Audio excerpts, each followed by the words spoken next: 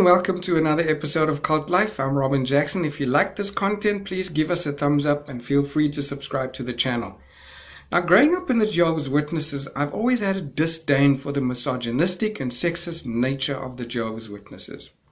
They are a patriarchal society where women are to view men as their head, and only men can hold positions of responsibility and teaching in the congregation.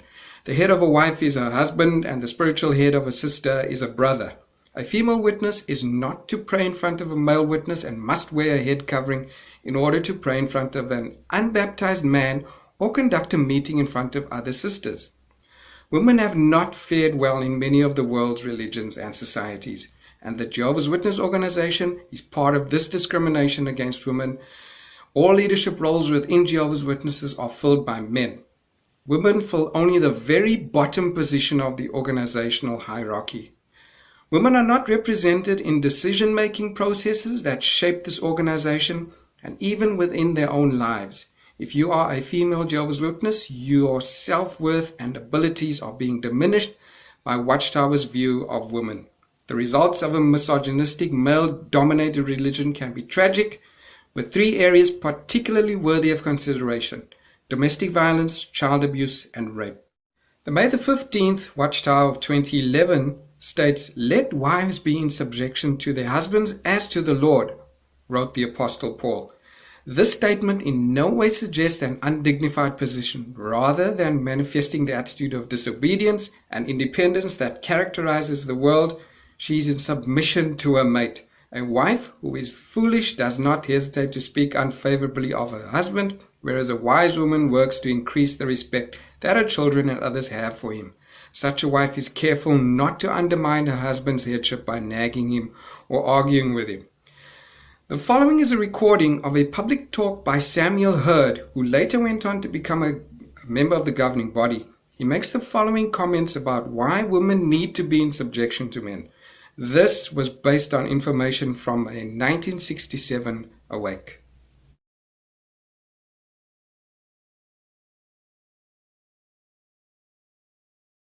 You know, scientists say that the cranial capacity of a woman is 10% smaller than that of a man.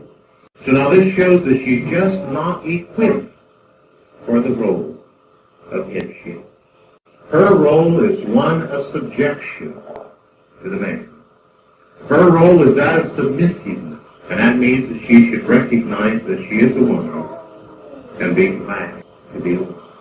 Never want to be what you are not equipped to be. But we'll hear a sister say, "Oh, if I were an elder, I'd show them a thing or two." Or sometimes we hear them say, "Oh, if I were a man, I'd do this and I'd do that." As if to be wishing to be something that he's not designed to be. Do you know what that borders on?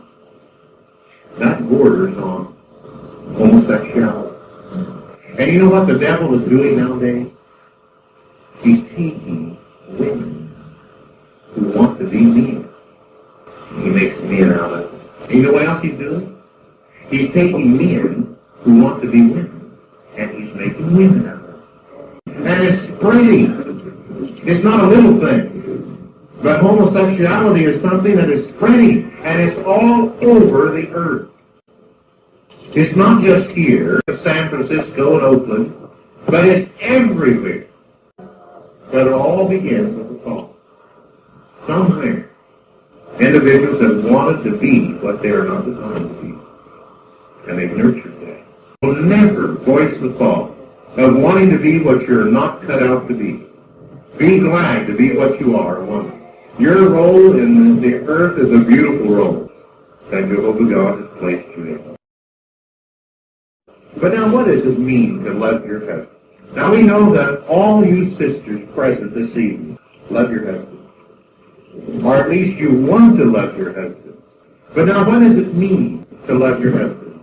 Well, you should cooperate with him. That's what it means. You should cooperate but never compete.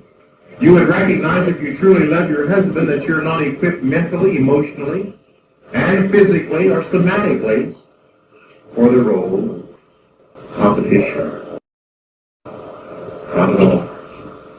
You would never pit your mind against it, not if you truly love your husband.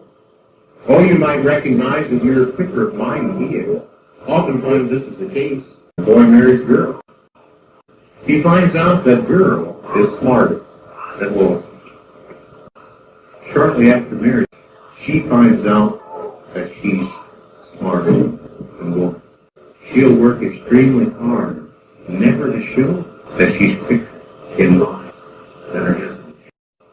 That she'll work extremely hard never to show that she's quicker in mind than her husband. Terrible viewpoint, isn't it? And it's utter hogwash. It's been scientifically proven that the size of a person's brain has absolutely no correlation to intelligence. It is disturbing that the governing body is run by men that resort to such ignorant statements to support their sexist views. The other striking comment in Hurd's talk was to liken assertive women to homosexuals, whom Watchtower describes as loathsome, worthy of everlasting destruction, a comparison offensive on many levels, designed to vilify capable women prepared to make use of all their talents. Well into the 21st century, Watchtower illustrations reflect the sexist view that women belong in the kitchen. Just do a bit of research into Watchtower articles and illustrations with regard to women, and you will see what I mean. Misogynistic, sexist, and subjective views of women are not without consequence. Although speaking against domestic violence, Watchtower articles praise women for staying with husbands despite violent abuse, and witnesses are encouraged to stay with violent husbands except in extreme life-threatening situations. A 2012 Watchtower, February 15th, relates this experience. Selma recalls a lesson she learned from the witnesses who studied with her. On one particular day, says Selma, I didn't want to have a Bible study. The night before, Steve had hit me as I had tried to prove a point, and I was feeling sad and sorry for myself. After I told the sister what had happened and how I felt, she asked me to read 1 Corinthians 13, 4-7. As I did, I began to reason. Steve never does any of these loving things for me. But the sister made me think differently by asking, how many of those acts of love do you show toward your husband? My answer was, none, for he is so difficult to live with. The sister softly said, Selma, who is trying to be a Christian here, you or Steve? Realizing that I needed to adjust my thinking, I prayed to Jehovah to help me be more loving towards Steve. Slowly, things started to change. After 17 years, Steve accepted the truth. A 2018 Watchtower article once again encouraged Jehovah's Witness wives to endure domestic violence as a way to praise Jehovah on the off chance an unbelieving mate became a true worshipper. Separation was only sanctioned for extremely physically abusive situations, and wives that remain despite extreme abuse are praised as loyal Christians. This is shockingly dangerous advice and creates social pressure for Jehovah's Witnesses to remain as victims of severe abuse and violence. The Watchtower of 2018 December, he might be extremely physically abusive, even to the point that she feels that her health or life is in danger. He might refuse to support her and the family was severely in danger spiritually. Some Christians have personally decided that a separation is necessary, but other Christians in comparably difficult situations have not. They have endured and tried to work on improving matters. Many loyal Christians have remained with an unbelieving mate under very trying circumstances. Notice how their emphasis is on unbelieving mate. However, I can categorically state that many men who are Jehovah's Witnesses are physically abusive to their wives as well. Misogynistic teachings about women and headship fosters domestic violence. I'm not going to delve into child sexual abuse in this discussion because that subject alone requires an in-depth analysis, and so much has been exposed about the child sexual abuse problem within the Jehovah's Witnesses. What I do want to touch on is the issue of rape and Watchtower's view on this point. Watchtower implies that a girl can bear responsibility for being raped. The Watchtower of 1964, January 15th, states, thus if a Christian woman does not cry out and does not put forth every effort to flee, she would be viewed as consenting to the violation. The Christian woman who wants to keep clean and obey God's commandments, then, if faced with the situation today, needs to be courageous and to act on the suggestion made by the scriptures and scream, Actually, this counsel is for her welfare, for if she should submit to the man's passionate wishes, she would not only be consenting to fornication or adultery, but be plagued by the shame.